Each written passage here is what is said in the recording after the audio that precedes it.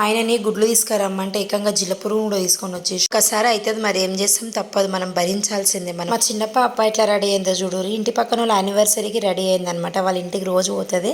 So వాళ్ళ ఇంట్లో function, కాకపోతే నైట్ పెడతారు కదా భోజనం, ఈవినింగ్ స్నాక్స్కి నాకు ఇది కావాలని తీసుకొని వచ్చి ఏమన్నది, మన డిమార్ట్ పోయి తీసుకొని ఉండే. గుడ్డో బేడో నాకైతే తెలియదు, కానీ చిన్నప్పటి నుంచి మా పిల్లలు చిన్నగా ఉన్నప్పటి నుంచి వాళ్ళు అడిగిందల్లా చేసి పెడతా అనమాట. ఎందుకంటే మన పిల్లలకు మనం కాకపోతే పక్కింటోడు చేసి పెడతాడా, అందుకని అది ఎంత కష్టమైనా సరే, ఈవెన్ మురుకులు అడిగినా కూడా హాఫ్ అన్ అవర్లో వేసి ఇచ్చేస్తాను అనమాట. సో ఫైనల్గా నేనైతే పాయసం చేసేసిన, మా పాప కూడా తినేసింది.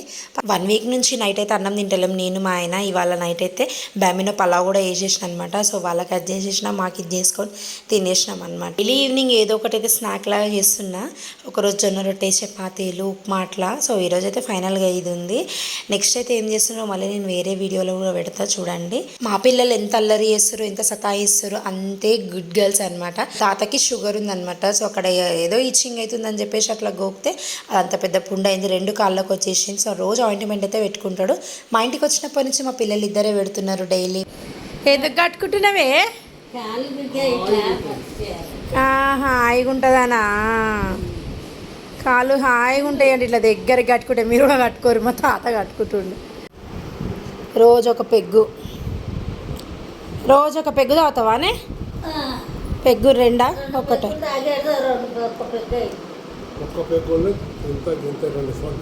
ఒకటే పెగ్గులో 2 సార్లు తాగుతావా? ఇది తాగితేనే స్ట్రాంగ్ ఉంటాడు మా తాత. పుచ్చిపన్ను ఉందిడా, పుచ్చిపన్ను ఉంది, ఏడుందిగో, ఇది పుచ్చిపన్నేనేది. వీడియో చూసిన వాళ్ళందరూ మీ పాపకి ఏమైంది, ఎందుకు హాస్పిటల్ తీసుకెళ్ళారు అని చెప్పేసి అనుకుంటారేమో. సో ఎందుకంటే యాక్చువల్గా ఆమెకి నైట్ ఫీవర్ వచ్చింది, అది నార్మల్ ఫీవరే. ఫెపానిల్ వేస్తే తగ్గిపోయింది. కాకపోతే అక్కని తీసుకొని పోతే జ్వరం వస్తే నన్ను ఎందుకు తీసుకోవు అని చెప్పేసి ఇంట్లో లొల్లి పెట్టింది.